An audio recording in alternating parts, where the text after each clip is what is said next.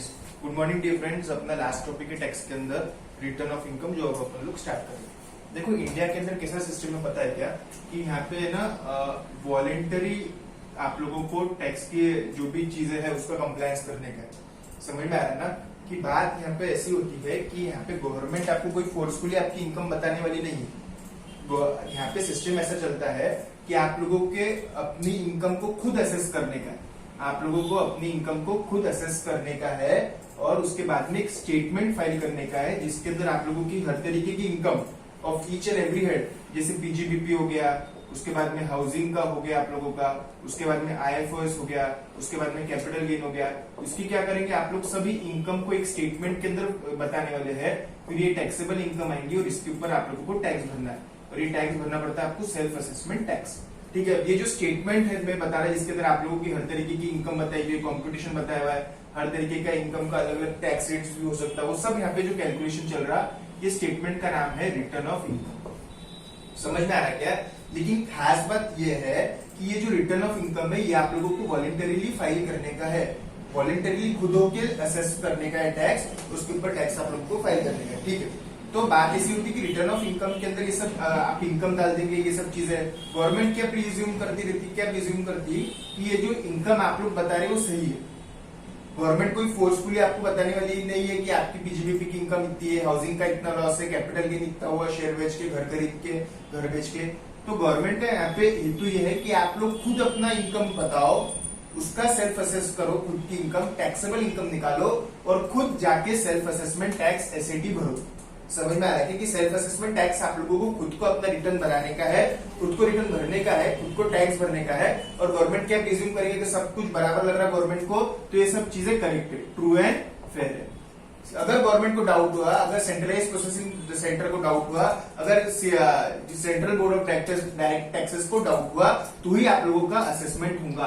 Assessment होगा मतलब income tax के डिपार्टमेंट के अंदर जाके एक income tax inspector, income tax officer और असेसिंग ऑफिसर, कमिश्नर वगैरह ये सब लोग मिलके फिर आपके बुक्स ऑफ अकाउंट के बेसिस के ऊपर वो उनके हिसाब से करेंगे। कब लेके? जब उनको होता है डाउट कि आपकी इनकम आपने जो बताया कम है, उससे ज्यादा शायद आपकी इनकम है, उनके इसमें कुछ इन्फॉर्मेशन है।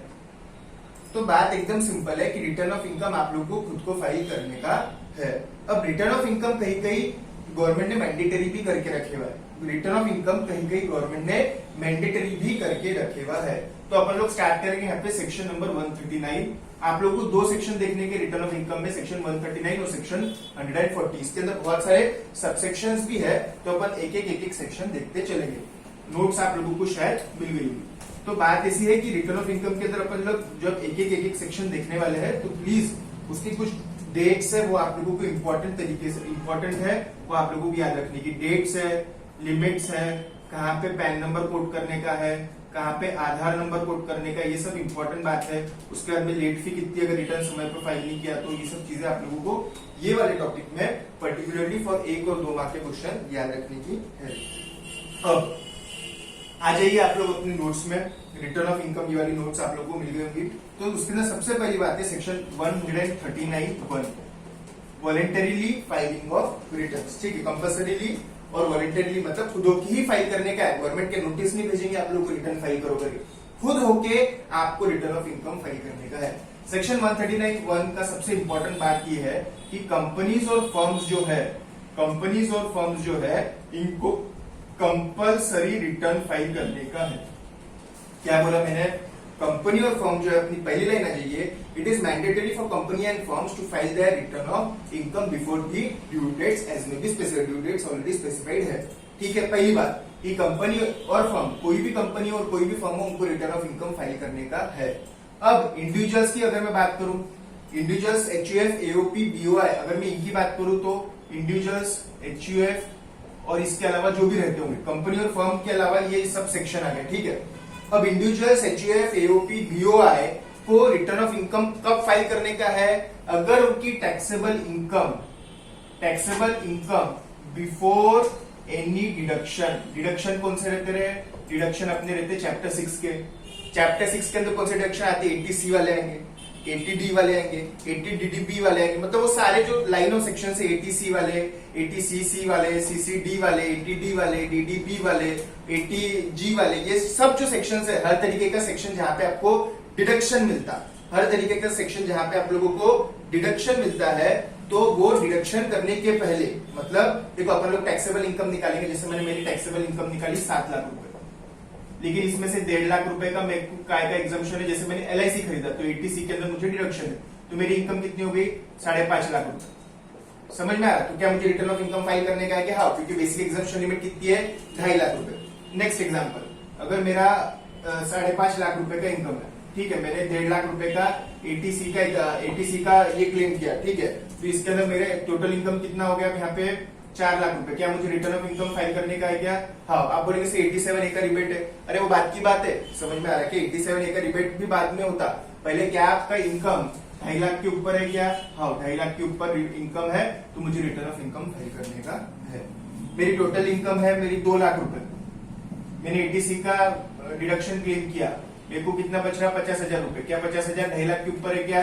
नहीं, तो मुझे रिटर्न ऑफ इनकम फाइल करना नहीं है। तो कंपनीज और फर्म को रिटर्न ऑफ इनकम फाइल करना जरूरी है।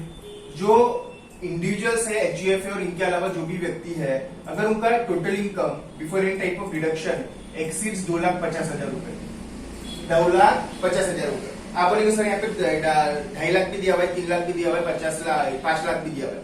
देखो 2.5 लाख कब तक के है? अगर आप 60 साल के नीचे हो तो। अगर आप 60 साल या फिर 60 साल के ऊपर हो तो आपकी बेसिक एग्जाम्पशन लिमिट कितनी है? 3 लाख। अगर आप 80 साल या 80 साल के ऊपर हो तो आपकी एग्जाम्पशन लिमिट है 5 लाख। तो मैं सिर्फ इंडिविजुअल्स को कंसिडर कर रहा जिनकी इनकम 2.5 लाख के ऊपर है और जिनका एज 60 के नीचे। तो 60 के नीचे जिनका एज है उनके लिए एग्जाम्पशन लिमिट कितनी है? 2.5 लाख। 60 के ऊपर जिनका 60 या फिर 60 के ऊपर जिनका है तो उनके लिए एग्जाम्पशन लिमिट कितनी है? 3 लाख। 80 या 80 के ऊपर जिनका एज है उनके लिए एग्जाम्पशन लिमिट है 5 लाख। तो कंपनी और फर्म को तो कंपलसरी है, कंपनी और फर्म को तो कंपलसरी है।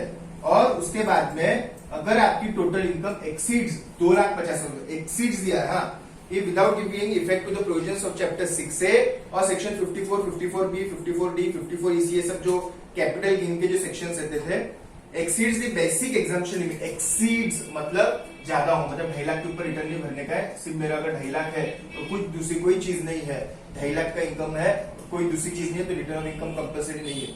अगर 2.5 लाख के ऊपर आपकी इनकम है, 3 लाख के ऊपर आपकी इनकम है, 5 लाख के ऊपर अगर आपकी इनकम है, और अगर आप कंपनी या फर्म नहीं हो तो भी आपको रिटर्न फाइल करना कंपलसरी नहीं है।